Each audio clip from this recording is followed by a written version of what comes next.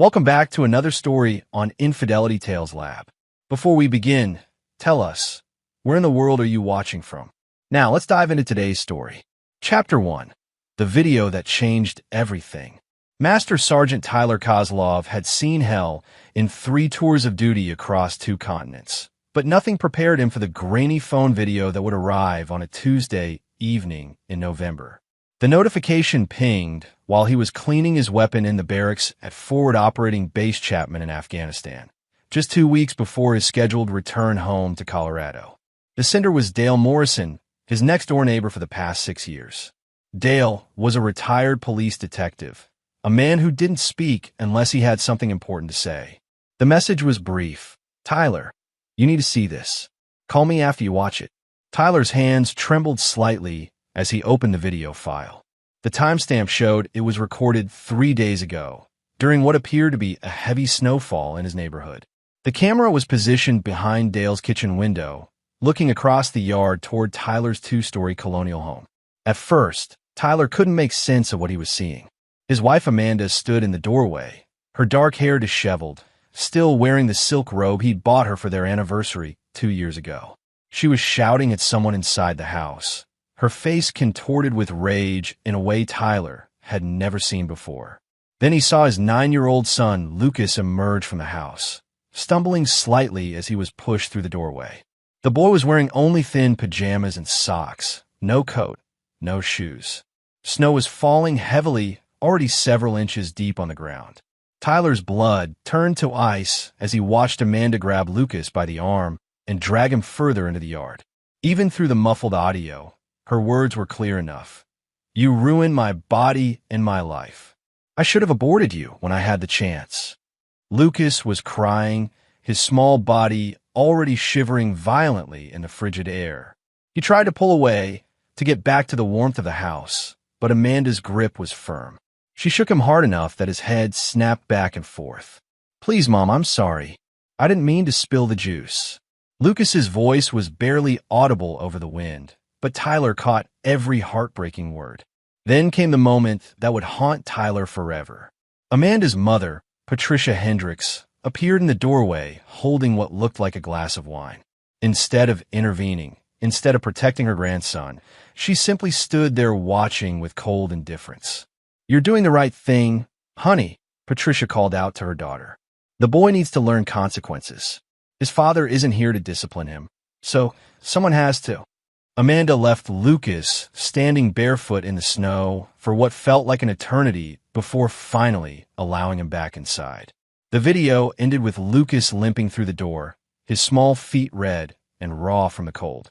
Tyler watched the video 3 more times, each viewing making his rage burn hotter. This wasn't discipline. This was abuse. This was his wife, the woman he'd trusted to care for their son while he served his country, torturing their child. He immediately called Dale, his voice barely controlled. "How long has this been going on?" "I don't know for sure." Dale's gruff voice came through the satellite connection. "But I've been hearing raised voices more often lately. This was the first time I actually saw what was happening. I debated whether to call the police or wait for you to come home." Any sign of... Tyler couldn't bring himself to say the name, but Dale understood. "The Camaro's been in your driveway overnight several times this month. Usually leaves early morning before the school bus comes." Brent Kozlow, Amanda's old college boyfriend, who'd resurfaced 6 months ago when Tyler deployed. Tyler had suspected something was developing, but had trusted Amanda when she assured him Brent was just helping around the house, while Tyler was overseas. "Dale, I need you to do me a favor. Keep watching. Keep recording if you can. But don't intervene unless Lucas is in immediate danger. I'm coming home, and when I do, I'm going to handle this my way." Tyler's mind was already working, calculating, planning. 20 years in special forces had taught him patience, precision, and the value of gathering intelligence before striking. He would need to know everything, every detail of what had been happening in his absence, every person involved, every weakness he could exploit. That night, Tyler began making calls. First to his commanding officer to arrange emergency leave. Then to his lawyer, Tom Bradford, a former Army Ranger who owed Tyler his life from a firefight in Kandahar 5 years earlier. Tom, I need you to prepare divorce papers. Full custody. I also need you to research child abuse laws in Colorado and what kind of evidence I'll need for criminal charges. Tyler, what's going on? War's come home, brother. And I'm going to finish it. The next call was to his older brother Marcus, a private investigator in Denver who specialized in surveillance and background checks for high-profile divorces. Mark, I need everything you can dig up on Amanda and her mother Patricia. Financial records, communications, any legal troubles. Also, run a full background on Brent Kozlow, Amanda's college boyfriend. I have a feeling there's more to his story. How deep do you want me to go? Ocean floor deep. I want to know what they had for breakfast last Tuesday. Tyler's final call that night was to someone he'd hoped never to contact again. Vincent Torino ran a private security company in Las Vegas, staffed entirely by former special operations personnel. Vincent's services operated in the gray areas between legal and illegal, and his methods were as effective as they were questionable. Tyler fucking Kozlov, heard you were still playing soldier in the sandbox. I need a consultation, Vinny. The kind that requires your special touch. Someone needs to disappear, not disappear, destroyed, completely and utterly ruined. But I want them alive to suffer through every second of it. Vincent's laugh was cold as winter wind. That's my specialty. When do you need me? I'll land in Denver in 4 days. After that, we plan. Then we execute. Tyler spent his remaining nights in Afghanistan meticulously planning his return. He studied every detail of the video, memorizing the layout of his yard, the positioning of windows, the sight lines from neighboring houses. He analyzed Amanda's body language, her expression, her words. This wasn't a momentary lapse in judgment. This was calculated cruelty toward an innocent child. By the time Tyler boarded the transport plane that would take him home, he had transformed from soldier into something far more dangerous. A father with nothing left to lose and the skills to make his enemies pay for every tear his son had shed. The war in Afghanistan was over for Tyler Kozlov. The war for his son's future was just beginning. Chapter 2. Intelligence Gathering. Tyler's return to Colorado Springs was deliberately low-key. Instead of going straight home, he checked into a modest motel 15 miles away under a false name, a skill Vincent had taught him years ago. He needed time to observe, to gather intelligence, to understand exactly what his family had become in his absence. Marcus met him at the motel that evening, carrying 2 thick folders and wearing the grim expression Tyler remembered from their childhood when someone had crossed one of the Kozlov brothers. "You're not going to like what I found," Marcus said, settling into the room's single chair while Tyler remained standing, his military bearing unchanged even in civilian clothes. Start with Amanda. Marcus opened the first folder. Your wife has been busy. Bank records show she's been withdrawing cash regularly. Small amounts, but frequent. 300 here, 500 there. Adds up to about 4,000 over the past 2 months. Untraceable spending money. Gets better. I tracked her cell phone records. Hundreds of texts and calls to Brent Kozlow, but also to several numbers I couldn't immediately identify. So I dug deeper. Marcus pulled out a series of photographs. Tyler's jaw clenched as he recognized his wife in various restaurants and bars around the city, always with Brent, but sometimes with other people Tyler didn't recognize. The woman in the red dress is Kelly Vasquez. She runs an upscale escort service that caters to married women looking for excitement. The man in the expensive suit is Dr. Richard Frost, a plastic surgeon who's been sued twice for performing procedures without proper consent. Tyler studied the photos. Amanda looked different, thinner, her clothes more revealing, her smile artificial. She's planning something. There's more. I found out why Patricia's been so supportive of Amanda's behavior. Your mother-in-law has a gambling problem. Bad one. She owes $43,000 to some very unpleasant people in Las Vegas. Guess who's been making payments on that debt? Brent. Every month like clockwork. But here's the interesting part. Brent doesn't have that kind of money. At least, not from any legitimate source I can trace.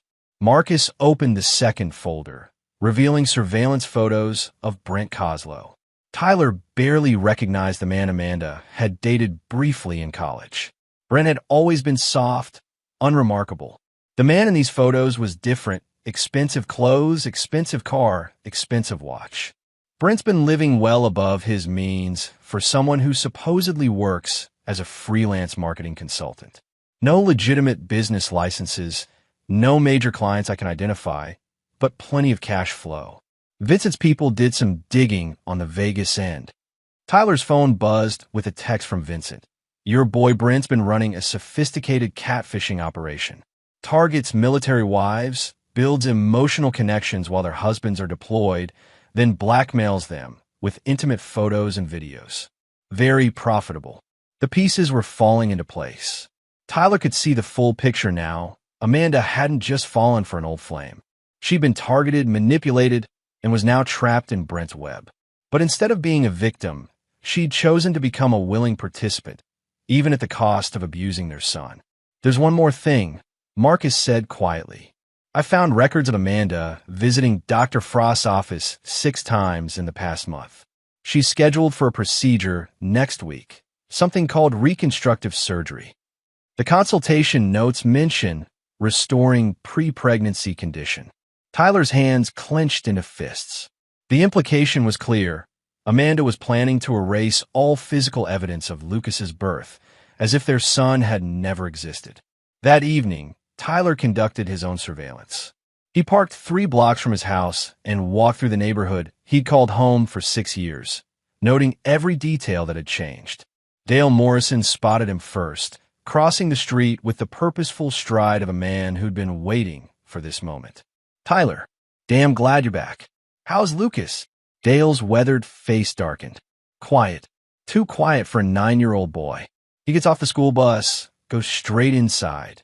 Doesn't come out to play anymore. Haven't seen him smile once since you left. Anyone else seen what's happening? A couple of the neighbors have noticed things, but nobody wants to get involved. The Hendersons moved out last month, said they couldn't stand listening to the shouting anymore. Tyler spent 2 hours walking the perimeter of his property, identifying sight lines, escape routes, and potential surveillance positions. His house, once a symbol of the American dream he'd fought to protect, now felt like enemy territory. At midnight, Tyler was positioned in the tree line behind his house when Brent's red Camaro pulled into the driveway. Tyler watched through night vision binoculars as his wife ran out to greet her lover, throwing herself into his arms with an enthusiasm she'd never shown Tyler. They disappeared inside, and Tyler fought every instinct telling him to storm in and end this immediately. But patience was a weapon, and Tyler had learned to wield it with surgical precision. An hour later, Tyler's phone vibrated with a message from Dale. Boys crying again. 3rd night this week. Through his binoculars, Tyler could see Lucas's bedroom window on the 2nd floor. A faint light was visible, probably his son hiding under the covers with a flashlight, trying to find comfort in books while his mother entertained her lover downstairs. Tyler made a decision that would haunt him forever. He climbed the old oak tree that bordered his property and positioned himself outside Lucas's window. The boy was indeed reading under the covers, but Tyler could see the tear stains on his cheeks, the way his small body flinched at every sound from below. Tyler tapped gently on the window. Lucas looked up, terrified at first. Then his eyes widened in disbelief. "Daddy," he whispered. Tyler held a finger to his lips, then pointed to the window latch. Lucas understood immediately, quietly opening the window, just enough for them to whisper. "I'm here, buddy. Daddy's home. But Mom said you weren't coming back for weeks." She said. Lucas's voice broke. "She said you might not come back at all. I'm here now, and I'm never leaving you again. But I need you to be brave for a little while longer. Can you do that for me?" Lucas nodded solemnly, far too mature for his 9 years. "I need you to pretend you never saw me tonight. Don't tell anyone. And if anyone hurts you again, you have this." Tyler handed Lucas a small device through the window. "It's a panic button. You press it, and I'll know you need help immediately." "Are you going to fix everything, Daddy?" Tyler looked into his son's eyes that had seen too much, suffered too much in his absence. "Yes, son. Daddy's going to fix everything." The next morning, Tyler returned to his surveillance position just as the school bus arrived. He watched Lucas walk to the curb, his backpack heavy, his shoulders slumped. The boy looked back at the house once before boarding the bus, and Tyler saw something in his son's expression that crystallized his resolve. Hope.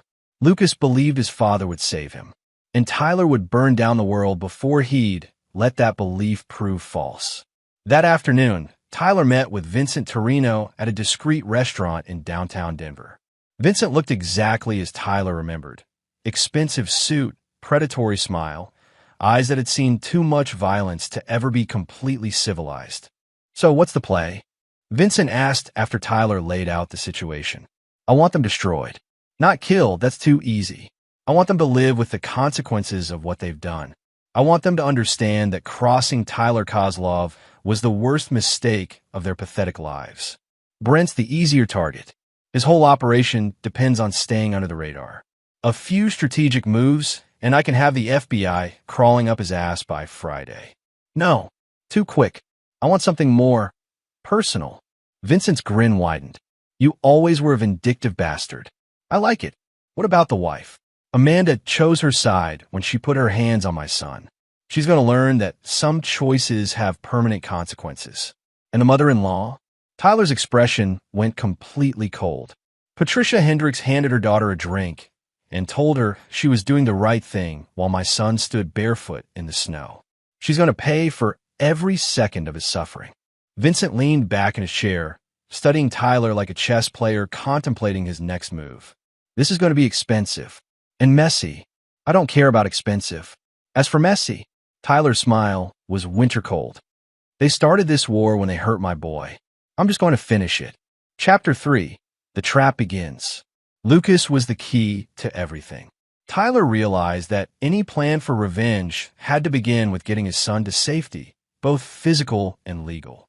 The boy was the only innocent in this mess, and Tyler would not allow his quest for justice to cause Lucas any more pain.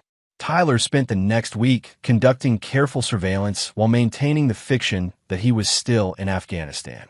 Amanda had no idea he was home, which gave him the perfect opportunity to document her behavior and build an airtight case for full custody. Working with Marcus and a team of private investigators, Tyler gathered evidence methodically. Hidden cameras captured Amanda's verbal abuse, her neglect, and her increasingly erratic behavior as she spiraled deeper into Brent's web of manipulation. The evidence was damning. Amanda leaving Lucas alone for hours while she met with Brent, screaming at the boy for minor infractions, and worst of all, threatening him when he asked when his father was coming home. But Tyler needed more than evidence of abuse. He needed Amanda to reveal her true intentions, to expose the depth of her betrayal in a way that would strip away any sympathy a family court judge might have for her. The opportunity came when Tyler learned about Amanda's scheduled surgery with Dr. Frost. Through Vincent's contacts, Tyler discovered that Amanda wasn't just planning reconstructive surgery. She was planning to completely reinvent herself. New face, new body, new identity documents that Vincent's people had helped her acquire. Amanda was planning to disappear with Brent, leaving Lucas behind. Tyler felt something cold and final settle in his chest when he learned this. Whatever love he'd once felt for Amanda died in that moment, replaced by something far more dangerous: absolute clarity of purpose. The trap Tyler designed was elegant in its simplicity. Using his connections in military intelligence, Tyler created a false identity as a wealthy defense contractor looking to relocate his family to a small town where Brent could start fresh with his new consulting business. Vincent's people made contact with Brent through intermediaries, dangling the promise of a $2 million contract for marketing services. Brent took the bait immediately. His greed, combined with his arrogance, made him the perfect mark. Within days, he was planning to move Amanda and himself to Montana, where their new life would begin just as soon as Amanda's surgery was complete. But Tyler had no intention of letting them leave Colorado. Instead, he would use their escape plan to expose them publicly and ensure they faced consequences for every crime they'd committed. The first phase of Tyler's revenge began on a Tuesday morning when Lucas was safely at school. Tyler, using his false identity, arranged to meet Brent at an upscale restaurant to discuss the Montana opportunity. Unknown to Brent, every word would be recorded, and several of Vincent's people would be positioned throughout the restaurant to ensure nothing went wrong. Brent arrived exactly on time, dressed in an expensive suit that Tyler now knew was purchased with money stolen from military wives. Tyler barely contained his rage as he shook hands with the man who had destroyed his family. "Mr. Davidson," Brent said, using Tyler's false name. "I have to say, your offer sounds too good to be true." "Good things come to those who position themselves correctly," Tyler replied, studying Brent's body language. The man was nervous but trying to project confidence. "I understand you have experience working with military families?" Brent's smile faltered slightly. "Some experience, yes. It's a specialized market." "Indeed. Loyalty is so important in that community. I imagine trust is everything." "Absolutely. You have to understand their unique vulnerabilities." Tyler felt his jaw clench at the casual way Brent discussed exploiting military families, but he maintained his cover. "My research indicates you've been quite successful in Colorado. Several satisfied clients, I'm told. Very satisfied. In fact, I'm helping one family right now transition to a new chapter in their lives. The husband has been overseas, and sometimes absence makes people realize what they really want. How fortunate for them to have your guidance." Tyler spent 2 hours drawing information from Brent, learning details about his operation that would eventually be turned over to federal investigators.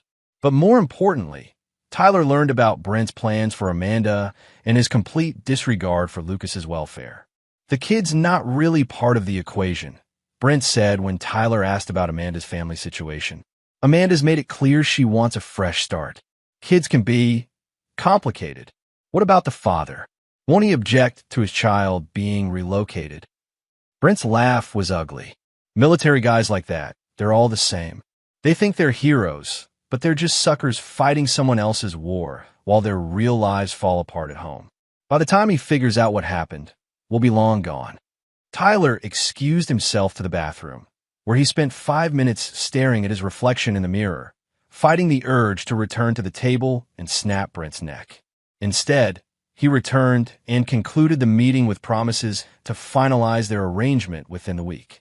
That evening, Tyler finally made contact with Lucas directly. He waited until Amanda left the house, another meeting with Brent at a hotel across town, then used his key to enter his own home for the first time in months. Lucas was in his room doing homework when Tyler appeared in the doorway. The boy looked up, and for a moment Tyler saw the fear that had become his son's default expression.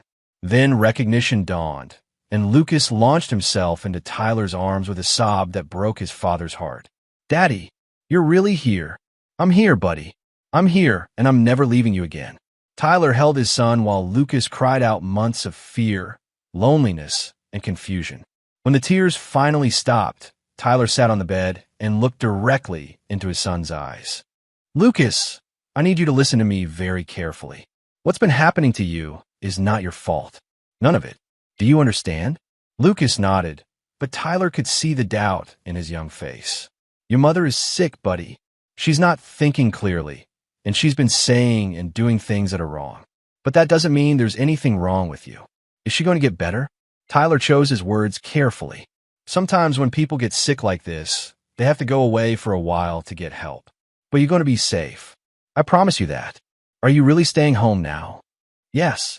And I'm going to make sure you never have to be afraid again. Tyler spent an hour with Lucas, reading together, talking about school, trying to restore some normalcy to his son's life. When they heard Amanda's car in the driveway, Tyler slipped out through the back door, but not before giving Lucas the most important instruction of all. "Remember what I told you about pretending you never saw me? That's still important. But if anyone asks you about what's been happening here, you tell them the truth. Every bit of it. Can you do that?" "Yes, sir." "Good boy. I love you, Lucas." "I love you too, Daddy." The next phase of Tyler's plan required perfect timing. Amanda's surgery was scheduled for Friday morning, which meant she would be under anesthesia and unable to communicate for several hours. During that window, Tyler would execute the most critical part of his revenge, ensuring that both Amanda and Brent were exactly where he wanted them when the trap finally closed. Thursday night, Tyler received confirmation from Vincent that everything was in place. Federal investigators were ready to move on Brent's operation. Child Protective Services had reviewed the evidence against Amanda and were prepared to remove Lucas from her custody immediately. Tyler's divorce attorney had filed papers that would freeze all of Amanda's assets and prevent her from leaving Colorado. Most importantly, Tyler had arranged for Lucas to be picked up from school Friday afternoon by Tyler's sister Jennifer, who lived in Denver and had already been briefed on the situation. Lucas would be safe and far away when the consequences of his mother's choices finally caught up with her. Friday morning arrived gray and cold, much like the day captured in Dale's video months earlier. Tyler positioned himself across from Dr. Frost's office, watching as Amanda entered the building for what she believed would be the final step in her escape plan. She had no idea that Tyler had spent the night systematically destroying every aspect of the new life she tried to build with Brent. Her surgery would proceed as scheduled, but she would wake up to a very different world than the one she'd expected. Tyler's phone buzzed with a message from Vincent. "Federal agents are moving on your boy Brent in 10 minutes. You sure you don't want to be there to watch?" Tyler typed back, "I'll have better seats for the main event." The main event would be Amanda's awakening. When she discovered that her lover was in federal custody, her mother was facing her own reckoning, and her son was beyond her reach forever. But first, Tyler had one more stop to make. Patricia Hendricks was about to learn that some sins demand immediate payment, and Tyler Kozlov was an excellent debt collector. Chapter 4: The Mother-in-Law's Reckoning.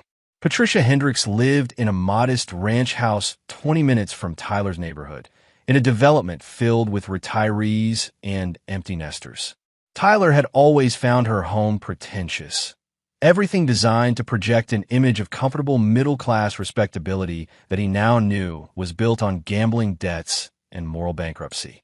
Tyler parked across the street and observed the house for 30 minutes before making his move. Patricia's routine was predictable: morning coffee on the front porch while reading the newspaper, followed by her daily trip to the grocery store. Today would be different. At exactly 9:47 a.m., Tyler knocked on Patricia's front door. When she opened it, her face cycled through surprise, confusion, and finally fear as she realized what Tyler's presence meant. "Tyler? I thought you were still in Afghanistan?" Interesting assumption, Patricia. Almost like you had reasons to hope I'd stay away. Patricia's hand moved toward her phone, but Tyler stepped forward with the measured confidence of a man who had kicked down doors in 3 different countries. "I wouldn't do that if I were you. We have quite a lot to discuss, and I'd hate for our conversation to be interrupted." Tyler had no intention of physically harming a 67-year-old woman, but Patricia didn't know that. Her fear was a tool, and Tyler had learned long ago that psychological pressure was often more effective than physical force. "What do you want?" Patricia's voice was shaky, uncertain. "I want to understand how a grandmother could watch her daughter abuse a 9-year-old child and encourage it. I want to know how someone who supposedly loves her family could hand her daughter a drink and tell her she was doing the right thing while her grandson stood barefoot in the snow." Patricia's face went white. She hadn't known about the video. "I don't know what you're talking about." Tyler pulled out his phone and played the video. Patricia watched in growing horror as her own voice came through the speakers. "We're doing the right thing, honey. The boy needs to learn consequences." That's... Patricia struggled for words. "That's taken out of context. You don't understand the situation. Then explain it to me. Explain how watching a child being abused is ever the right thing." Patricia sank into a chair, her composure cracking. "Lucas has been difficult lately, acting out, defying Amanda. She's been under so much stress with you gone, trying to manage everything alone." "Difficult how? What terrible crimes did my 9-year-old son commit that justified dragging him barefoot into the snow?" He spilled juice on some important papers. "Amanda had been working all day, and Lucas was being careless, not listening." Tyler felt his control slipping, but managed to keep his voice level. "So for spilling juice, my son deserved to be verbally abused and forced to stand in freezing weather until his feet were raw." "It wasn't like that. Amanda was just... she lost her temper. It happens. It happens." "Patricia, I've seen enemy combatants show more mercy to their prisoners than your daughter showed to my son." Tyler moved closer, and Patricia shrank back in her chair. But that's not why I'm here. See, I know about your gambling problem. I know about the $43,000 you owe to some very dangerous people in Las Vegas. I know Brent has been making your payments. Patricia's eyes went wide. How do you? I know a lot of things, Patricia. I know you encouraged Amanda's relationship with Brent because it kept your creditors off your back. I know you've been helping them plan their escape to Montana. And I know you were perfectly willing to let them abandon Lucas to protect your own skin. That's not true. I love that boy. Love. Tyler's voice was deadly quiet. You call what I saw in that video love? You stood there with a drink in your hand and watched my son suffer, then told his abuser she was doing the right thing. That's not love, Patricia. That's evil. Tyler pulled out a folder and dropped it on the coffee table in front of her. These are copies of your financial records, your communications with Brent, and statements from witnesses who've seen you encourage Amanda's behavior. Tomorrow morning, Child Protective Services will receive a full report detailing your role in the abuse of your grandson. Patricia fumbled through the papers, her face growing paler with each page. Tyler, please. I made mistakes, but I was trying to help Amanda cope with. Cope? By torturing a child. It wasn't torture. You're being dramatic. Tyler pulled out his phone again and called a number. After a moment, a gruff voice answered. Detective Morrison. Dale, it's Tyler. Would you mind coming over to Patricia Hendricks' house? I think she'd like to hear your perspective on what we saw that night. Patricia looked confused until Tyler explained. Patricia, meet Dale Morrison. He's the retired police detective who lives next door to me. He's the one who recorded your daughter abusing my son. He's also the one who will be testifying about what he witnessed. 20 minutes later, Dale arrived and confirmed every detail of what they'd observed. He'd also brought additional footage. Apparently, the night Tyler had seen was not the first time Amanda had dragged Lucas outside as punishment. I've got recordings of her screaming at that boy going back 6 weeks. Dale said, his disgust evident. Audio only mostly, but enough to document a pattern of abuse. And every time, this woman here was in the house. Never once did she intervene or try to protect the child. Patricia was crying now, but Tyler felt no sympathy. His son had cried too, and no one had comforted him. Here's what's going to happen, Patricia.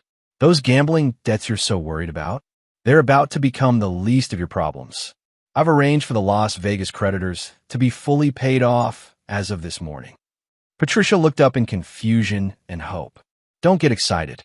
I didn't pay them to help you. I paid them so they'd have no reason to be interested in you anymore. See, I needed to remove any financial incentive they might have to keep you safe. Tyler's smile was cold as winter. I've also made sure certain people in Las Vegas know exactly why those debts were paid off.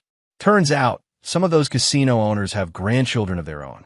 They have very strong feelings about people who hurt kids. Patricia's face went white as she understood the implication. Tyler, you can't. I can and I have. But don't worry, Patricia. I'm not a monster like you and your daughter. I'm giving you a choice. Tyler stood and walked to the window, looking out at the neighborhood where Patricia had lived peacefully for 15 years while harboring such darkness in her heart. Choice 1. You sign a full confession detailing your role in enabling Amanda's abuse of Lucas. You testify against her in family court and criminal proceedings.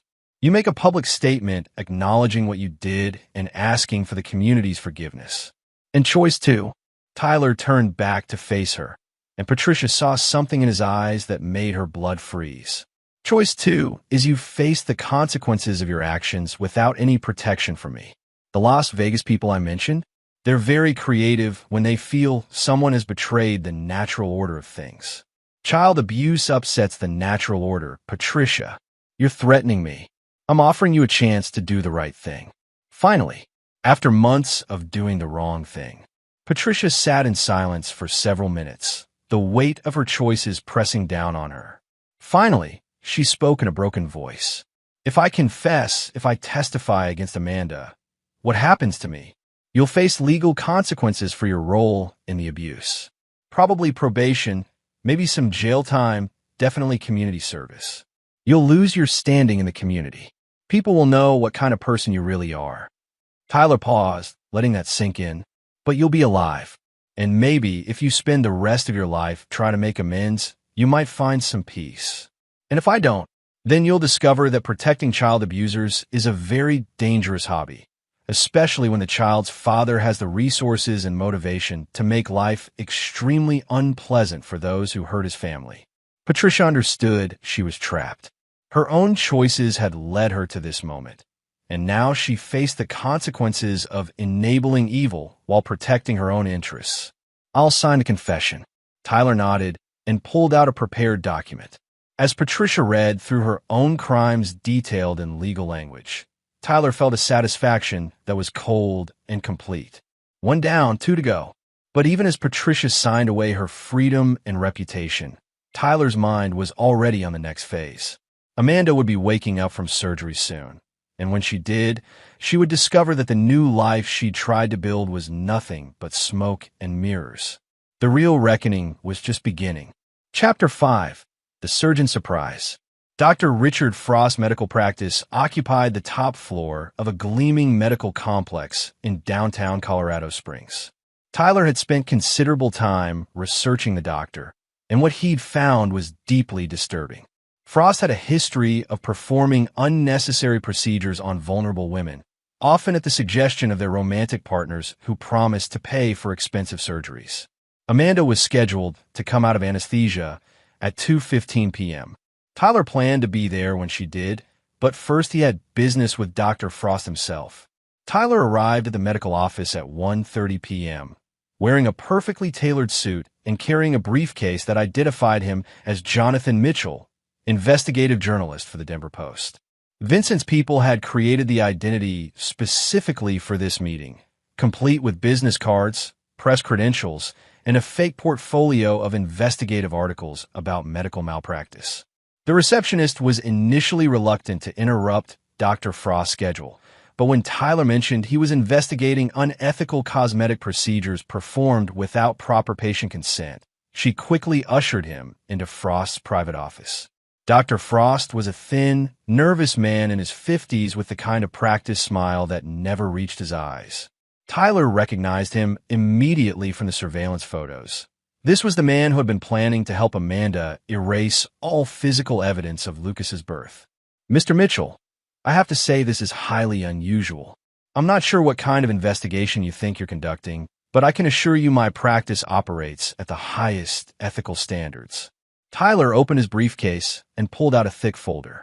"Dr. Frost, I'm investigating a pattern of cosmetic surgeries performed on women who appear to be under psychological duress. Women whose procedures are being paid for by men who aren't their husbands." Frost's smile faltered. "I'm not sure what you're implying." "I'm not implying anything, doctor. I'm stating facts."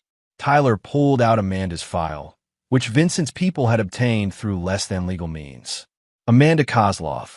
Extensive reconstructive surgery designed to restore pre-pregnancy condition. Procedure paid for in cash by someone named Brent Kozlow, who is not her husband.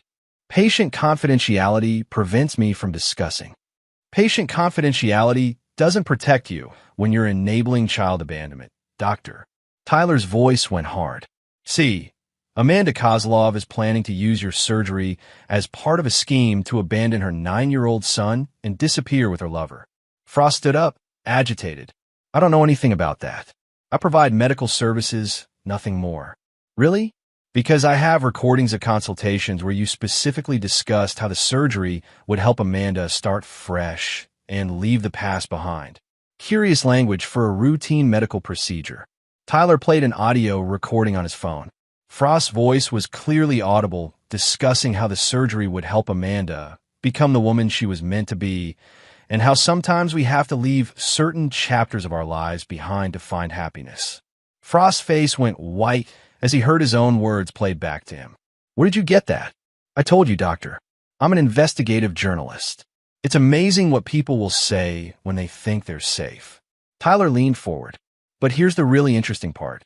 I know about your other patients, too. Melissa Crawford, whose husband was deployed in Iraq when you performed surgery she never requested.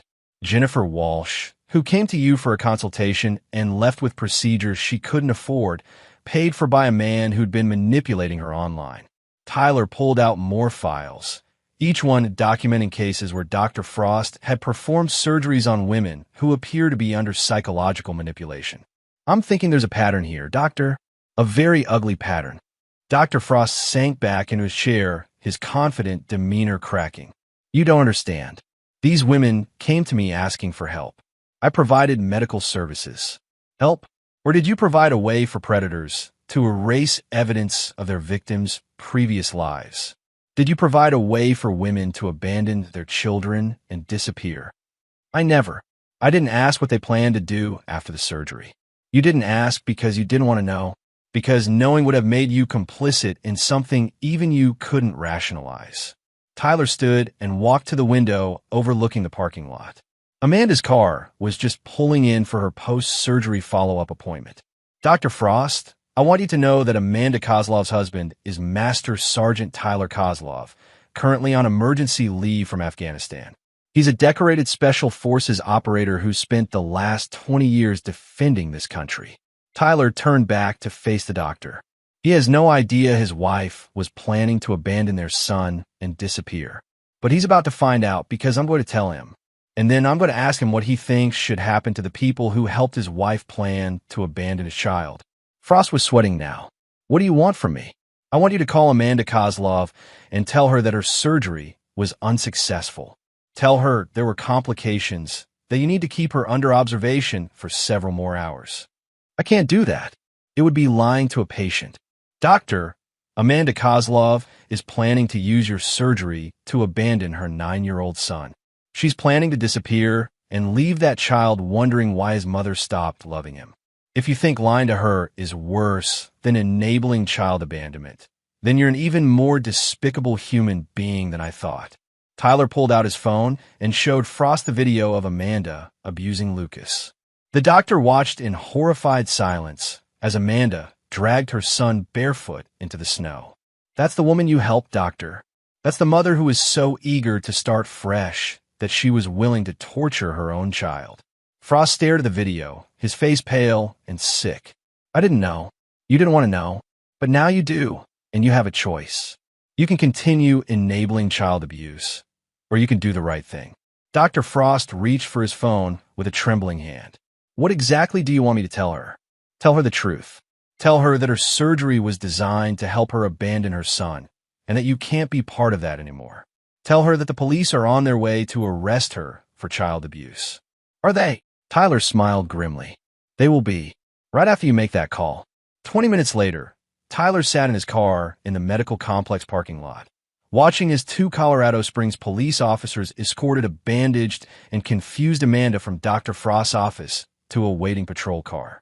Her charges would include child abuse, child endangerment, and conspiracy to commit kidnapping. But Tyler wasn't done yet. Amanda's arrest was just the beginning.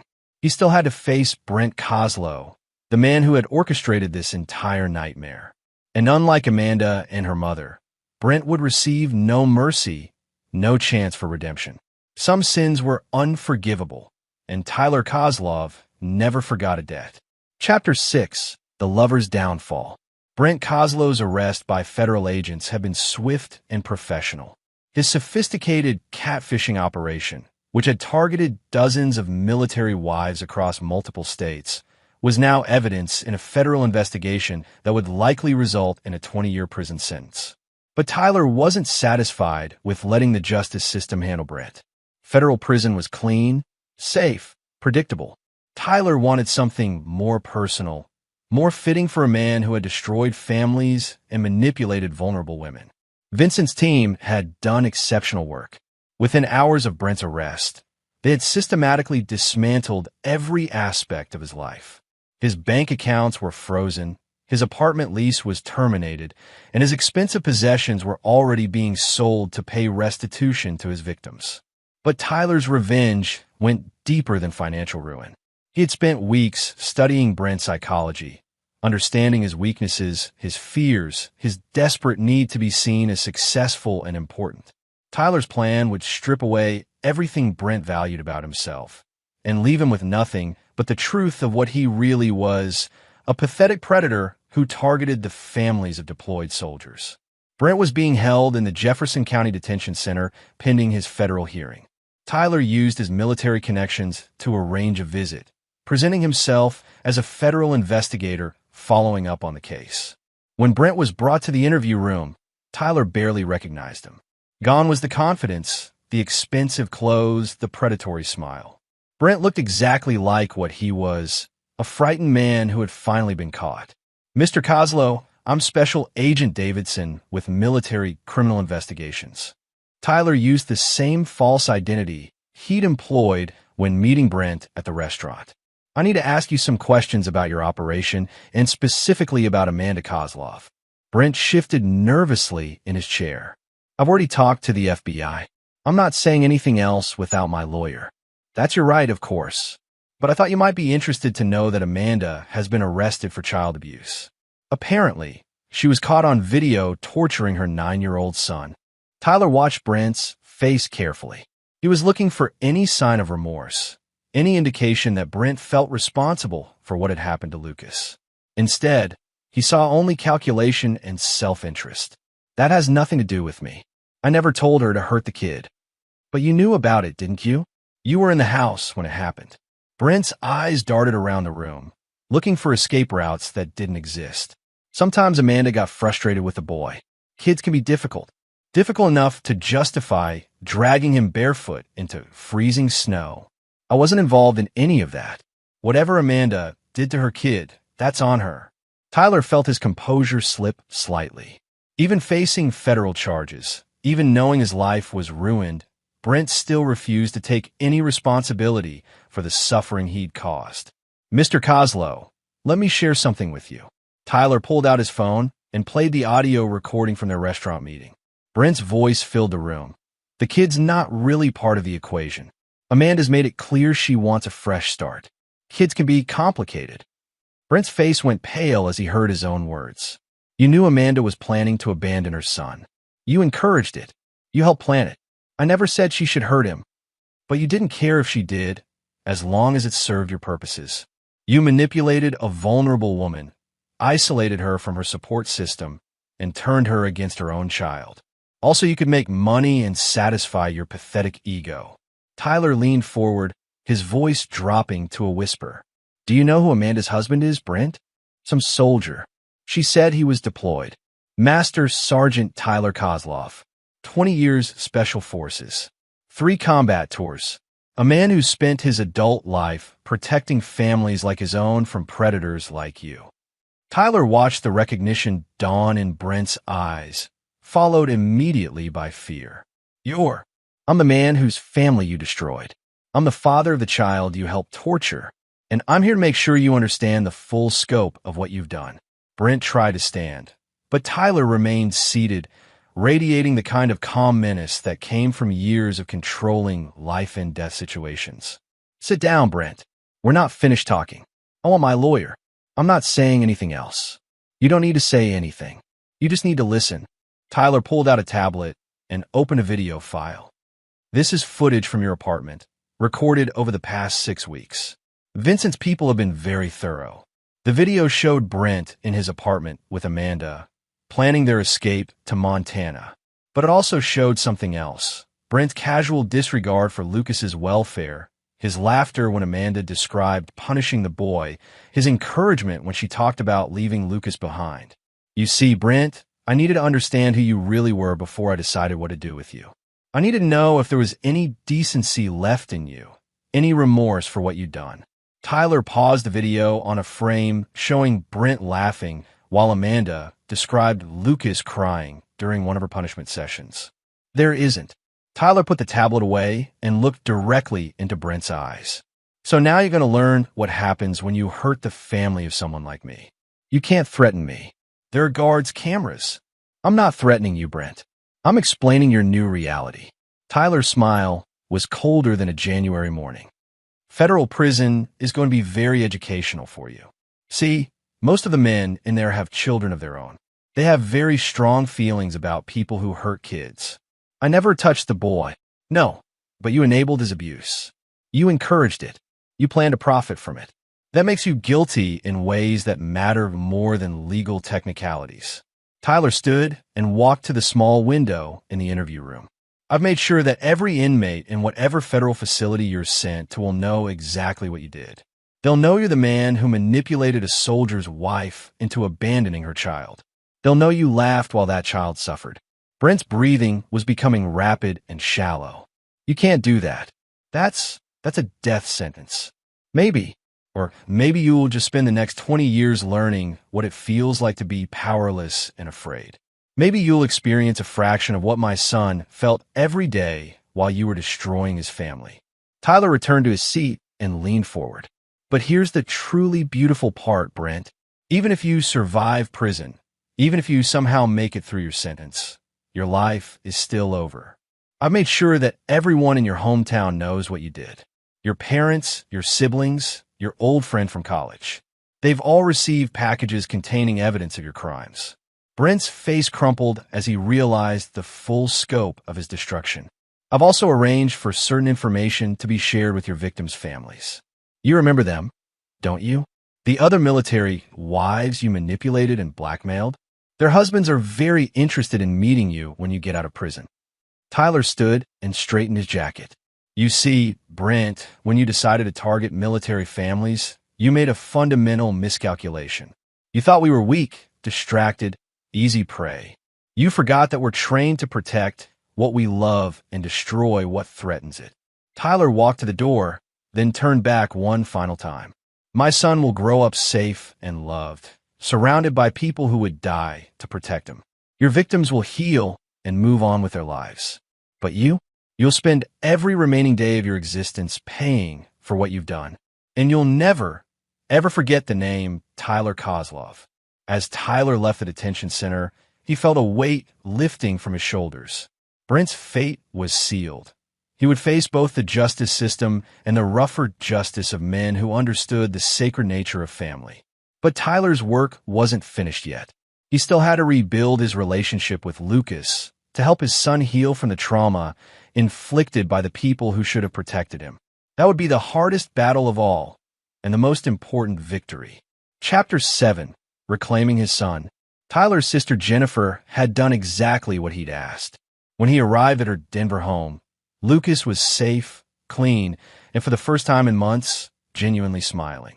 Jennifer had always been Lucas's favorite aunt, and her warm, stable household was exactly what the boy needed while his world was rebuilt around him. But Tyler could see the damage in his son's eyes, a wariness that hadn't been there before his deployment, a way of flinching at sudden movements or loud voices. The boy Tyler had left 9 months ago had been confident and outgoing. The son he was reclaiming was quiet, careful, afraid to take up too much space or ask for too much attention. "How's he been?" Tyler asked Jennifer privately while Lucas played with his cousins in the backyard. "Better each day, but still fragile. He asks about Amanda constantly. He's confused why his mother isn't coming to see him. And he's terrified that you're going to leave again." Tyler watched his son through the window, noting how Lucas kept glancing back at the house, making sure Tyler was still there. "What have you told him about Amanda?" "The truth, age-appropriately. That his mother is sick and has done some things that hurt him, and that she needs to get better before she can see him again." "I haven't told him she might never get better." Tyler nodded. Lucas deserved honesty, but he was still just 9 years old. Some truths would have to wait until he was older and stronger. "In a legal situation?" Jennifer's expression darkened. "Tyler, the prosecutor wants to use Lucas as a witness in Amanda's criminal trial. They need his testimony to prove the pattern of abuse." Tyler felt his jaw clench. "No, absolutely not. My son has been through enough without having to testify against his mother in court. The DA says it might be necessary for a conviction. Then they'll have to find another way. I won't put Lucas through that trauma." Tyler's phone buzzed with a message from his lawyer. Family court hearing scheduled for Monday. Full custody hearing. Amanda's attorney is requesting supervised visitation rights. Tyler showed the message to Jennifer, who shook her head in disgust. After what she did to him, her lawyer is arguing that she was under Brent's influence, that she's not fully responsible for her actions. They're claiming she deserves a chance at redemption. Tyler looked out at his son, who was finally laughing as he played with his cousins. Lucas deserved better than having to worry about when his abuser might return his life. That evening, Tyler sat with Lucas on Jennifer's back porch, watching the sunset paint the Rocky Mountains in shades of gold and purple. It was the first time they'd been alone together since Tyler's clandestine visit to Lucas's bedroom weeks earlier. "Dad." Lucas's voice was small, uncertain. "Yes, buddy. Are you really staying home now? For real this time?" Tyler turned to look at his son, seeing the desperate hope and lingering fear in the boy's eyes. "Yes, Lucas. I'm done with deployments. I'm going to be here every day from now on. But what if the Army needs you? The Army has enough soldiers. You only have one dad." Tyler put his arm around Lucas, feeling the boy relax slightly against his side. "I'm sorry I wasn't here when you needed me most. It wasn't your fault. You were fighting bad guys. Sometimes the worst bad guys are the ones we trust most." Tyler chose his words carefully. "Lucas, I need you to understand something. What your mother did to you wasn't your fault. None of it. Not the shouting, not the punishment, not the things she said. You did nothing wrong." Lucas was quiet for a long moment. Then, in a voice barely above a whisper, she said, "I ruined her life." Tyler felt his heart break all over again. "Oh, buddy. No, you didn't ruin anything. You're the best thing that ever happened to me. You're smart and kind and brave, and I'm proud to be your father every single day." "But Mom said," "Your mother was sick when she said those things. Sometimes when people are sick, they say things they don't mean, things that aren't true." Tyler paused, struggling with how much truth a 9-year-old could handle. "And sometimes people who are supposed to protect us don't do a very good job of it." Lucas was crying now, quietly, the way children cry when they've learned that showing pain brings more pain. "I missed you so much, Dad. And when Mom got angry, I wish you were there to make her stop." Tyler held his son while the boy cried out months of fear and confusion and pain. This was the real crime. Not just the physical abuse, but the theft of Lucas's innocence, his trust, his belief that the world was a safe place where parents protected their children. "I'm here now, Lucas, and I promise you, nobody will ever hurt you like that again. Not while I'm alive." "What about Mom? Is she coming home?" This was the conversation Tyler had been dreading. Lucas needed to know the truth, but he also needed to feel safe and loved. "Lucas, your mother did some things that were very wrong. She hurt you, and that's not okay. So she's going to have to go away for a while and get help." "For how long?" "I don't know, buddy. Maybe a very long time." Lucas absorbed this in the way children do, accepting information they don't fully understand because the adult they trust is explaining it to them. "Will you get in trouble for taking me away from her?" "No, son. It's my job to protect you. That's what fathers do." Over the following days, Tyler began the delicate process of rebuilding his relationship with his son while also preparing for the legal battles ahead. Amanda's attorney was indeed arguing for supervised visitation, claiming that she had been manipulated by Brent and deserved a chance to make amends. Tyler's response was uncompromising. In his statement to the family court, he wrote, "My son has already suffered enough at the hands of his mother. She made conscious choices to abuse him, to prioritize her relationship with her lover over her child's welfare, and a plan to abandon him entirely. These were not momentary lapses in judgment, but a sustained pattern of child abuse that lasted months. I will not allow my son to be further traumatized by forced contact with his abuser, regardless of any claimed rehabilitation." The hearing was scheduled for the following Monday. Tyler planned to be ready with evidence that would make it impossible for any judge to grant Amanda access to Lucas. But he also knew that family courts often favored reunification, even in cases where it wasn't in the child's best interest. Sunday night, as Tyler tucked Lucas in a bed in the guest room at Jennifer's house, his son asked the question Tyler had been expecting. "Dad, do you think Mom ever really loved me?" Tyler sat on the edge of the bed, looking into his son's eyes that looked so much like his own, but carried pain no child should have to bear. "I think your mother loved the idea of you, Lucas. But love isn't just a feeling. Love is action. Love is protection. Love is putting your child's needs before your own wants. And your mother forgot how to do those things. Do you think she'll remember?" Tyler paused, weighing honesty against hope. "I don't know, buddy. Maybe someday. But even if she does, it doesn't change what happened. And it doesn't mean you have to forgive her or trust her again. Is it okay if I don't want to see her?" "It's absolutely okay. You get to decide who you want in your life. That's your choice, and I'll support whatever you decide. Lucas seemed to relax at this, as if he'd been given permission to feel what he'd been feeling all along. Dad, I love you. I love you too, son. More than all the stars in the sky. As Tyler turned off the light and headed for his own room, he felt a resolve settle in his chest like armor.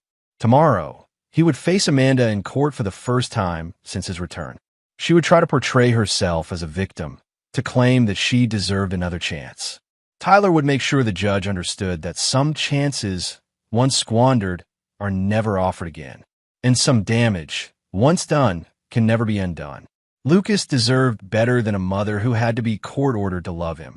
He deserved a life free from the fear that the person who was supposed to protect him might hurt him again. Tyler would make sure he got exactly that. Chapter 8. The Final Judgment. The Jefferson County Family Courthouse was a modern building of glass and steel that somehow managed to feel both imposing and sterile. Tyler arrived 30 minutes early, wearing his dress uniform with every ribbon and medal he'd earned in 20 years of service. The symbolism was deliberate. He wanted everyone in that courtroom to see exactly who they were dealing with. His attorney, Tom Bradford, met him in the hallway outside Courtroom 3. Tom was a former Army Ranger who'd left military service to specialize in family law, particularly cases involving military families. He understood the unique challenges soldiers faced and the predators who targeted their families. "How are you holding up?" Tom asked. "I'm ready. Is Lucas safe at Jennifer's house?" "I've arranged for the court to review his video testimony instead of requiring him to appear in person. No 9-year-old should have to face his abuser in court." Tyler nodded, grateful. Protecting Lucas from further trauma was more important than any legal victory. "What's Amanda's strategy?" Tom's expression darkened. "Her attorney is claiming she was psychologically manipulated by Brent Coslow. They're arguing that she was essentially brainwashed into abusing Lucas and that she deserves supervised visitation to rebuild her relationship with her son. And her criminal charges? She's pleading guilty to child endangerment in exchange for a reduced sentence. 18 months in prison, 3 years probation. Her attorney thinks a guilty plea will show remorse and improve her chances in family court." Tyler felt his jaw clench. 18 months for torturing a child wasn't justice. It was a plea bargain designed to minimize consequences. "Tom, I want you to understand something. Amanda will never have access to my son again. Whatever it takes, whatever legal maneuvers we need, whatever appeals we have to file. She gave up her right to be Lucas's mother when she chose to abuse him." Tyler, family courts lean heavily toward reunification. Judges believe children benefit from relationships with both parents, even when those relationships are complicated. There's nothing complicated about child abuse. She hurt him. She planned to abandon him. And she showed no remorse until she got caught. That's not a complicated situation. That's a dangerous person who shouldn't be around children. At 10 a.m. sharp, they entered Courtroom 3. Tyler immediately spotted Amanda, sitting at the defendant's table with her attorney, a thin woman in an expensive suit who specialized in defending abusive parents. Amanda looked different, thinner, paler, her hair shorter and darker. She was clearly trying to project an image of remorse and vulnerability. When Amanda saw Tyler enter in his dress uniform, her face went white. They hadn't seen each other since before his deployment, and the man she was looking at now was nothing like the husband she remembered. Tyler's expression was cold, controlled, implacable. This wasn't the man who'd once loved her. This was a soldier who'd identified a threat to his mission. Judge Patricia Williams was a no-nonsense woman in her 50s who'd been handling family cases for over 20 years. Tyler had researched her background extensively. She was fair but tough, and she had little patience for parents who endangered their children. Amanda's attorney spoke first, painting a picture of a vulnerable woman who'd been manipulated by a sophisticated predator. She described Brent's psychological manipulation, his isolation tactics, his financial control over Amanda's life. She argued that Amanda had been as much a victim as Lucas, and that separating them permanently would only compound the trauma. "Your Honor, My client was systematically manipulated by Brent Kozlow over a period of months.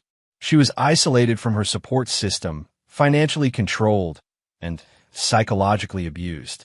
The actions she took toward her son were the result of this manipulation, not her true character. Tyler listened to this defense with growing disgust. Amanda was sitting 20 feet away, and not once did she look in his direction or ask about Lucas's welfare. Even now, even facing the loss of her son, she was focused entirely on herself. Tom Bradford's opening statement was surgical in its precision. Your Honor, Master Sergeant Tyler Kozlov served his country faithfully for 20 years, including 3 combat deployments. He trusted his wife to care for their son while he served overseas. That trust was not only violated, it was weaponized against the very child she was supposed to protect. Tom played the video of Amanda abusing Lucas, and Tyler watched the judge's face as she witnessed the raw cruelty of dragging a 9-year-old child barefoot into the snow. Judge Williams's expression grew harder with each passing second. This was not a momentary lapse in judgment, Your Honor. This was a sustained pattern of child abuse that lasted months. The defendant verbally abused her son, physically endangered him, and planned to abandon him entirely. She chose a relationship with her lover over her child's welfare at every opportunity. The next 2 hours were a parade of evidence that painted a devastating picture of Amanda's choices. Dale Morrison testified about what he'd witnessed and recorded. Dr. Frost, facing his own legal troubles, testified about Amanda's plans to use surgery to erase all evidence of Lucas's birth. Patricia Hendricks, as part of her plea agreement, testified about her daughter's escalating abuse and her own role in enabling it. But the most damaging testimony came from Amanda herself. Under cross-examination, Tom Bradford systematically dismantled her claims of being a victim. Mrs. Kozlov, you testified that you were manipulated by Mr. Kozlow, but you chose to accept his financial support for your mother's gambling debts, correct? He was helping my family. You chose to begin a sexual relationship with him while your husband was deployed, correct? I was lonely and confused. You chose to bring Mr. Kozlow into your marital home, where a 9-year-old son lived, correct? Brent was helping around the house, and you chose to drag your son barefoot into the snow while Mr. Kozlow watched from inside the house, correct? Amanda's composure finally cracked. You don't understand the pressure I was under. Lucas was acting out, being defiant. I was trying to manage everything alone while Tyler was gone. So your solution was to abuse your child? I wasn't abusing him. I was trying to teach him consequences. Tom played the audio of Amanda telling Lucas she should have aborted him. The sound of her own words, her own cruelty, seemed to shock Amanda into silence. Mrs. Kozlov, when you told your son you should have aborted him, were you teaching him consequences, or were you expressing your true feelings about his existence? Amanda couldn't answer. The truth was written across her face. In that moment, caught on video for all time, she had meant every word. Tyler was called to testify last. He spoke quietly but firmly about discovering the video, about his investigation into Amanda's plans, about finding his son traumatized and afraid. Your Honor, I've spent 20 years defending families like mine from those who would harm them. I never imagined the greatest threat to my son would come from his own mother. Tyler looked directly at Amanda for the first time since entering the courtroom. The woman I married, the woman I trusted with my child's life, doesn't exist anymore. She was replaced by someone who could watch a 9-year-old boy suffer and feel nothing but annoyance. That person should never be alone with a child again. Judge Williams recessed for lunch to consider her decision. When court reconvened at 2 p.m., her verdict was swift and final. After reviewing all evidence and testimony, this court finds that Amanda Kozlov poses a continuing threat to the physical and emotional welfare of her minor child. Supervised visitation is denied. Parental rights are hereby terminated. Tyler felt a weight lift from his shoulders that he'd been carrying since the day he'd first watched that video. Lucas was safe. Legally, permanently, finally safe. Amanda's scream of anguish echoed through the courtroom as the finality of the judge's words hit her. She had gambled everything on a new life with Brent, and she had lost more than she'd ever imagined possible. As Tyler left the courthouse, he felt no satisfaction, no sense of victory. Justice had been served, but the cost had been enormous. A family had been destroyed, a child had been traumatized, and lives had been ruined by choices that could never be undone. But Lucas was safe. And for Tyler, that was the only victory that mattered. Chapter 9. New Beginnings. 6 months later, Tyler and Lucas were building a tree house in the backyard of their new home in Colorado Springs. Tyler had purchased a modest ranch house in a quiet neighborhood with excellent schools and neighbors who understood the value of privacy and peace. Lucas was different now, older in some ways, but slowly rediscovering the joy and confidence that had been stolen from him. He laughed more often, asked questions without fear, and had stopped flinching when adults raised their voices. The healing was slow but steady, guided by a skilled child psychologist who specialized in trauma recovery. "Dad, do you think the roof is strong enough?" Lucas asked, examining Tyler's handiwork with the serious expression he'd developed when concentrating on important matters. "Let's find out." Tyler climbed up and tested the structure, bouncing slightly on the wooden platform. "Feels solid to me. What do you think?" Lucas climbed up to join his father, his movements more confident than they'd been months earlier. From their perch 12 feet off the ground, they could see most of their neighborhood and the mountains beyond. "I like it up here," Lucas said. "It feels safe." Tyler understood what his son meant. Height meant visibility, control, the ability to see potential threats approaching. It was a warrior's instinct, and Tyler felt a mix of pride and sadness that his 9-year-old son had already learned such lessons. "It's your space, buddy. Nobody can come up here unless you invite them." They worked in comfortable silence for another hour, Tyler teaching Lucas how to use tools safely, how to measure twice and cut once, how to take pride in building something with your own hands. These were lessons Tyler's own father had taught him decades earlier, and passing them on to Lucas felt like completing a circle. Tyler's phone buzzed with a text from Jennifer. "Dinner at my house Sunday?" The kids missed their cousin. "Aunt Jennifer wants to know if we want to have dinner at her house Sunday," Tyler told Lucas. "Can we? I miss playing with Tommy and Sarah." "Of course. Family dinner sounds perfect." Lucas smiled, and Tyler marveled at how much more frequent those smiles had become. His son was healing, slowly but surely, from wounds that should never have been inflicted. That evening, after Lucas had gone to bed, Tyler sat on his back porch with a beer and reviewed the latest updates from Tom Bradford. Amanda had been released from prison after serving 14 months of her 18-month sentence. She'd immediately violated her probation by attempting to contact Lucas at school and was now facing additional charges. Brent Kozlow was serving his federal sentence at a maximum security facility in Texas. Vincent's Information Network had confirmed that Brent's time in prison was proving as unpleasant as Tyler had predicted. Men who hurt children weren't welcome in any prison population. Patricia Hendricks had completed her community service and was living in an assisted care facility in Nebraska, far from Colorado and any temptation to interfere in Lucas's life. Her gambling addiction had been replaced by an addiction to prescription medications, and she spent most of her days in a pharmaceutical haze that kept her from dwelling on the granddaughter she'd lost through her own choices.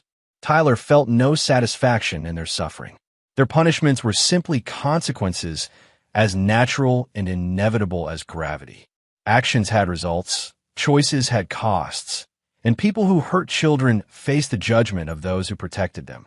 Dr. Frost had lost his medical license and was working as a medical supply salesman, his career destroyed by his willingness to enable predators.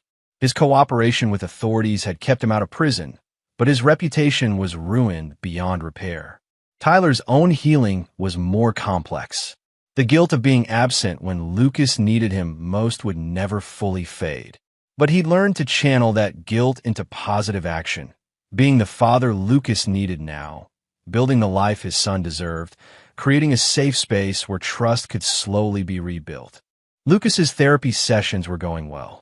Dr. Sarah Chun was a specialist in childhood trauma who'd helped Lucas understand that his mother's abuse was never his fault, that adults who hurt children are responsible for their own choices, and that being afraid of someone who hurt you was normal and healthy. Lucas is remarkably resilient, Dr. Chun had told Tyler during their last meeting. He's processed most of the immediate trauma, and he's developing healthy coping mechanisms. The key now is maintaining stability and consistency in his environment. Tyler had committed to providing exactly that. He declined offers to return to active duty, instead taking a position with a private security company that kept him in Colorado and available for every school play, every parent-teacher conference, every bedtime story Lucas needed. Some evenings, like tonight, Tyler would find himself standing in Lucas's doorway, watching his son sleep peacefully in a bed surrounded by books and toys and all the normal things that fill the child's room. No more hiding under covers with flashlights. No more crying himself to sleep. No more flinching at every sound from downstairs.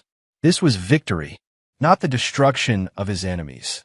That had simply been necessary justice. Victory was Lucas sleeping safely, laughing freely, trusting that tomorrow would be better than today. Tyler's phone rang, interrupting his thoughts. The caller ID showed Vincent Torino's number. "Tyler, how's retirement treating you?" "It's not retirement, Vinny. It's just a different kind of mission. The most important kind." "How's the boy?" "Getting stronger every day. He's going to be fine." "Good. Listen, I know you're focused on being a father now, but if you ever want back in the game, I got clients who could use someone with your particular set of skills." Tyler looked through the window at Lucas's bedroom, where his son slept under a constellation of glow-in-the-dark stars they'd put on the ceiling together. "Thanks, but my fighting days are over. I've got everything I need right here." "Fair enough. But Tyler, if anyone ever threatens that boy again, you call me. Some people only understand one kind of language, and you and I speak it fluently." Tyler smiled grimly. "That's a conversation I hope we never have to have." "Me too. But if we do, I'll be ready." After ending the call, Tyler walked to Lucas's room and stood in the doorway for a moment, listening to his son's peaceful breathing. Tomorrow they would finish the tree house. This weekend, they would have dinner with Jennifer's family. Next month, Lucas would start Little League Baseball, something he'd wanted to do before Amanda's abuse had destroyed his confidence. These were the victories that mattered, not the destruction of enemies, but the building of a life worth protecting. Tyler had learned that the greatest revenge against those who tried to destroy his family was simply refusing to let them succeed. Lucas stirred in his sleep and murmured something Tyler couldn't quite hear.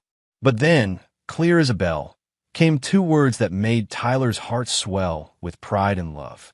"Love you, Dad." Tyler smiled and whispered back, "Love you too, son. Forever and always." The war was over. The healing had begun. And in the end, love had won. And there you have it. Another story comes to an end. What did you think? I'd love to hear your thoughts in the comments below. If you enjoy this story, consider joining our community by subscribing. It means the world to us. For more stories like this one, check out the recommended videos on screen. And I'll see you there.